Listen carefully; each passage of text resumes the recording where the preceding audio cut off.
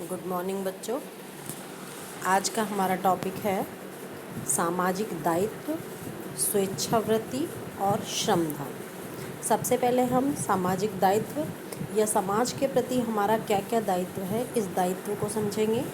पहले कुछ लोगों में ऐसा भ्रम था एक कि समाज का जो दायित्व है वो कुछ लोगों के द्वारा ही निभाया जा सकता है और वो लोग ही हैं, धर्म प्रचारक हो सकते हैं, उसमें दूरदर्शी हो सकते हैं या कोई नेता हो सकते हैं या कोई भी सम स्पेशल पर्सन्स, कि इन्हीं का काम है सामाजिक दायित्व को निभाना। लेकिन आज ऐसा नहीं है। इसमें आज हमारे दृष्टिकोण में कुछ परिवर्तन आया है। समाज का दायित्व निभाने के लिए कोई भी व्यक्ति अपने समाज के दायित्व को निभा सकता है, क्योंकि हम सभी लोग समाज में रहते हैं। अब समाज के दायित्व में करना क्या है, अभावग्रस्त वर्गों की मदद के लिए कल्याणकारी एक मॉडल बनाना है। जो लोग परेशान हैं, जो किसी चीज़ से का अभाव है जिन लोगों को, उन लोगों के लिए ऐसा काम करना है जिससे उन लोगों का हर तरह से भला हो सके। इसी को हम कहते हैं कि उनको वो किसी समाज सेवक के व्यक्तित्व का घोतक भी हैं। ठीक है। फिर उसके बाद आता है उनके लिए उनके कल्याण से सरोकार रखता है, धैर्यवान होने चाहिए। वो धर्म, संस्कृति, वर्ग, धर्म और जाति को लेकर उन्हें कोई भेदभाव नहीं करना चाहिए। ठीक है। और ये लोग करते भी नहीं हैं, जो लोग समाज के दायित्व को निभाते हैं। लेकिन यदि कुछ लोग धर्म, जाति, संस्कृति इस तरह के भेदभाव करते हैं तो वो वास्तव में सामाजिक दायित्व पूरा नहीं करते, वो बल्कि समाज में एक भेदभाव पैदा करते हैं। सामाजिक दायित्व विशेष रूप से सरकार, संस्थाओं और कंपनियों के द्वारा ऐसी कार्रवाई और प्रक्रियाओं की आवश्यकता है ताकि जो भी ज़रूरतमंद लोग हैं उन लोगों को मदद मिल सके और समाज पूर्ण रूप से संपन्नता की ओर अग्रसर हो सके। ये प्रयास विभिन्न आवश्यकताओं के लिए किए जा सकते हैं। ज़रूरतमंद लोगों की आर्थिक स्थितियों में सुधार लाकर, जैसे आजकल कोरोना फैल रहा है और बहुत सारे लोग ऐसे हैं, माइग्रेंट हैं, जो उनके पास भोजन नहीं है खाने के लिए। जो लोग रोज़ ही कमाते थे, रोज़ ही खाते थे, सब बंद हो गया, जिसके कारण उन्हें भोजन नहीं पहुंच रहा। तो यहाँ पर कुछ संस्थाएं, कुछ एनजीओज़ आगे आ रहे हैं और वह अपना सामाजिक दायित्व निभा रहे हैं, उन लोगों के पास तक भोजन पहुंचा रहे हैं जिससे वो लोग भूखे ना मरे और उनकी कम से कम उनको रात को भूख के कारण या भोजन के कारण नींद ना आए, ऐसा ना हो। तो वो लोग अपना सामाजिक दायित्व निभा रहे हैं। तो उन लोगों की परिस्थितियों में परिवर्तन लाना ही सामाजिक दायित्व को पूरा करना है। सामाजिक दायित्व किसी समाज में व्यक्तियों, समुदायों अथवा संस्थान में कुछ न्यूनतम स्तर तथा अवसर देने के लिए व्यक्ति किस प्रकार कार्य करते हैं, इससे संबंधित है। फिर आती है स्वैच्छिक सेवा। स्वैच्छिक सेवा क्या होती है? स्वैच्छिक सेवा का मीन्स है अपने आप से सेवा, किसी के कहने से सेवा नहीं करनी। जैसे आपको अभी कुछ दिन पहले स्कूल में बताया गया था कि आपके स्कूल में एनएसएस स्टार्ट हो रहा है। जिन बच्चों को एनएसएस में जाना है वो जा सकते हैं। एनएसएस क्या है?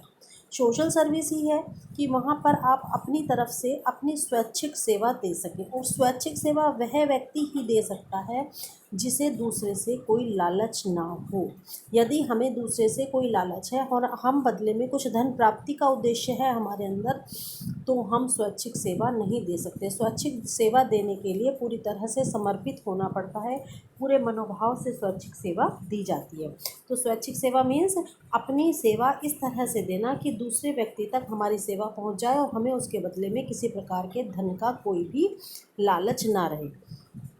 और उसके बाद आता है, यदि स्वैच्छिक सेवा किसी भी वर्ग विशेष में कौशल प्राप्ति यदि हमने किया है उसके बाद की जाती है। जैसे मान लीजिए कोई बच्चा है और उसने नर्सिंग में ट्रेनिंग ले ली और नर्सिंग में ट्रेनिंग लेने के बाद वह स्वैच्छिक सेवा करना चाहता है, तो जब वो नर्सिंग का काम करेगा तो वह ऑलरेडी इतना अच्छा करेगा कि जो शायद एक सामान्य व्यक्ति ना कर पाए। तो जब विद्यार्थी उस क्षेत्र में सेवा कार्य करते हैं जिनमें वे विशेष रूप से प्रशिक्षित होते हैं, जैसे नर्सिंग, प्रारंभिक बाल शिक्षा, बड़ों की देखभाल इत्यादि, तब उसे कौशल आधारित स्वैच्छिक सेवा कहा जाता है। स्वैच्छिक सेवा समझ में आ गया। स्वेच्छावृत्ति क्या होता है? जब हमें किसी चीज़ में कौशल हासिल हो जाता है उसे कौशल आधारित स्वेच्छावृत्ति कहते हैं। अब एक होती है पर्यावरण प्रबंध। पर्यावरण प्रबंध में लगा दिया जाता है, जिसमें आपको क्या करना है, पर्यावरण यानी कि नेचर से संबंधित कुछ इस तरह के कार्य करने हैं जो हमारे एनवायरनमेंट को ख़राब ना करें बल्कि हमारे एनवायरनमेंट को सही करें। इसमें देखिए कौन कौन से हैं, जैसे वनस्पतियों को पुनः उगाना, खरपतवार खरपतवार क्या होती है, जो घास उग जाती है उसको हटाना, प्राकृतिक पर्यावरण के बारे में शिक्षित करना, और ई स्वैच्छिक सेवा, ऑनलाइन स्वैच्छिक सेवा या साइबर सेवा या टेलीट्यूरिंग के नाम से भी ये जानी जाती है। अब आता है श्रमदान या सेवा, श्रमदान सेवा या कार सेवा। श्रमदान सेवा क्या होती है? श्रमदान मीन्स हमें अपने श्रम का दान करना, और कार सेवा शब्द कर, कर से कार बना है। कर मीन्स हाथ, हाथों से की जाने वाली सेवा।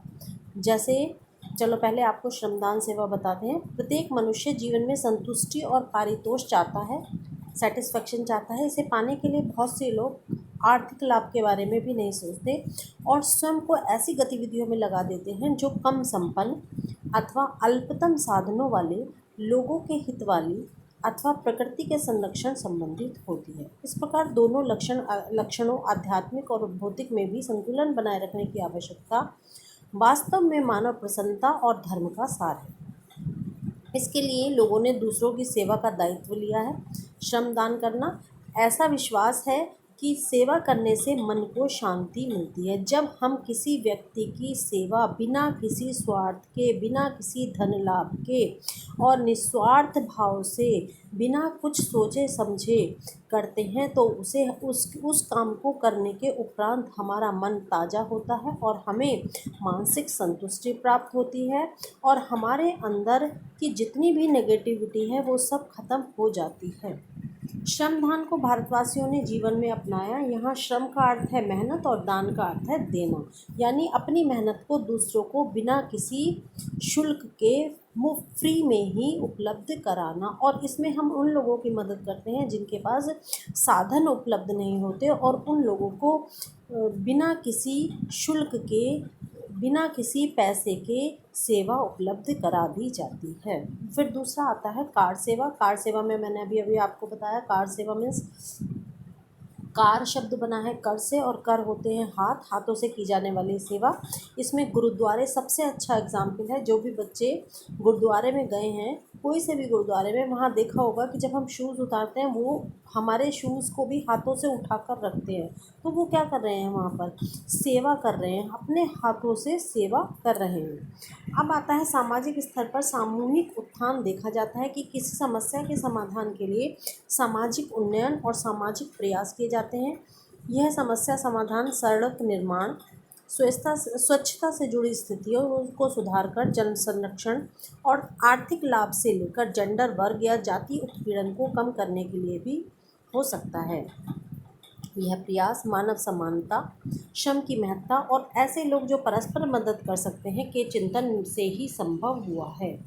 भारत में प्राचीन समय से अनेक समुदाय ऐसी भूमि जिस पर उनका जीवन निर्भर होता था, उसके दीर्घकालीन उपयोग संबंधी कल्याणकारी गतिविधियों में योगदान के प्रतीक के रूप में मिलकर कार्य करते थे। इससे इस सिद्धांत को सहारा मिला कि प्रत्येक व्यक्ति के पास दूसरों की सेवा देने के लिए एक उद्देश्य और बेजोड़ प्रतिभा होती है, जिसका मिश्रण दूसरों के लिए सेवा दान करना होता है। यह विश्वास किया जाता है कि सेवा और श्रमदान तनाव को कम करने में सहायक होते हैं। जब हम किसी भी व्यक्ति की सेवा करते हैं या कोई ऐसा काम करते हैं जिस कार्य को करने के बाद दूसरे व्यक्ति का हित हो जाता है, तो हमें अंदर से मानसिक रूप से बहुत बड़ी संतुष्टि मिलती है और हमारा मन बहुत ज़्यादा अंदर ही अंदर प्रफुल्लित होता है। लेकिन यदि हम इसका उल्टा कर देते हैं, कभी कभी किसी का दिल दुखा देते हैं अपने कारणों से, अपनी बातों से, तो हमें अंदर ही अंदर बहुत ज़्यादा टेंशन होने लगती है और वो टेंशन ही,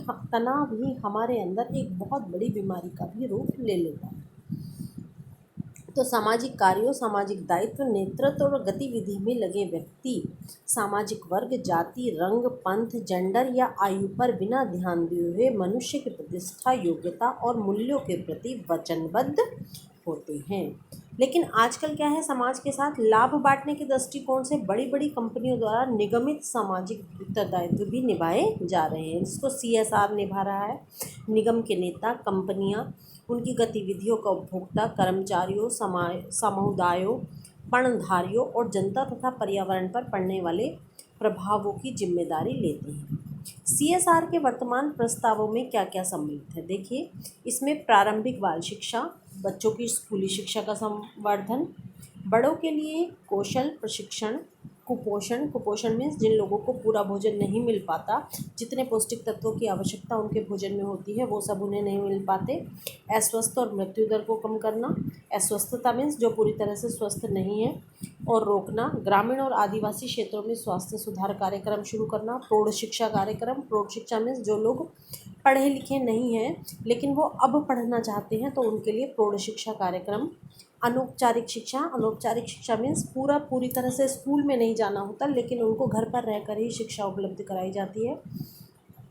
आय प्राप्ति हेतु गतिविधियां बताना उन्हें। बाजार वितरण प्रणाली बताना। R&D क्षेत्र में पर्यावरण हितैषी पद्धतियों को बढ़ावा देना। जल संरक्षण के बारे में बताना। पर्यावरण स्वच्छता, शोध, विकास, इन सब चीज़ों के बारे में उनको बताना। और ये सब ये संकेत देता है कि ये सब कार्य करने से, यदि इस तरह के कार्य किए जाएंगे तो समाज का कल्याण होगा, विकास होगा और हमारा जो पर्यावरण खराब हो रहा है उसमें भी सुधार किया जाएगा। इसमें देखिए, इसमें 2 एक्टिविटी आपकी हैं। पहली एक्टिविटी आती है क्षेत्र भ्रमण।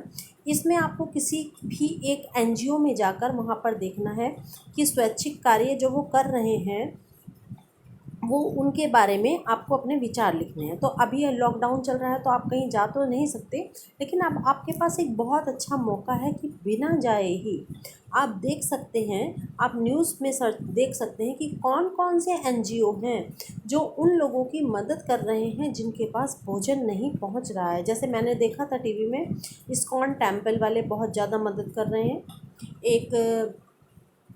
एक और संस्था है राधा स्वामी सत्संग व्यास, वो लोग बहुत ज़्यादा भोजन वितरित कर रहे हैं। तो ये सारी एक्टिविटीज़ के बारे में आपको एक पैराग्राफ में लिखना है कि कौन कौन सी संस्था लॉकडाउन की स्थिति में उन वंचित लोगों तक अपनी मदद पहुंचा रही है।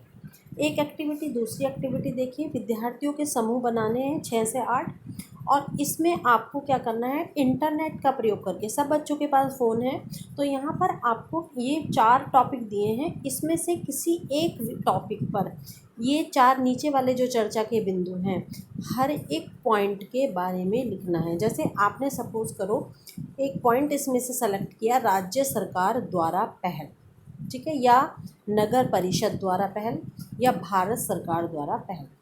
उसके बारे में पहले आप उद्देश्य लिखेंगे और गतिविधियों संबंधी सूचनाओं का आदान प्रदान लिखेंगे। विस्तारित गतिविधियां जो भी की जा रही हैं वो लिखेंगे। NGO द्वारा भावी हस्तक्षेपों के अवसर लिखेंगे। स्वैच्छिक कार्यों में युवा पीढ़ी को कैसे सम्मिलित करें, इन 4 पॉइंट के बारे में आपको लिखना है।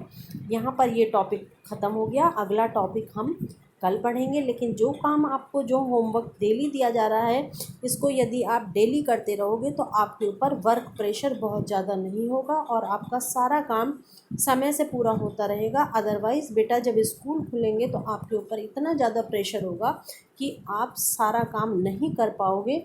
इसीलिए ये क्लास की जा रही है जिससे सभी बच्चे डेली थोड़ा थोड़ा काम करते रहेंगे तो उनके ऊपर बहुत ज़्यादा प्रेशर नहीं पड़ेगा। Thank you.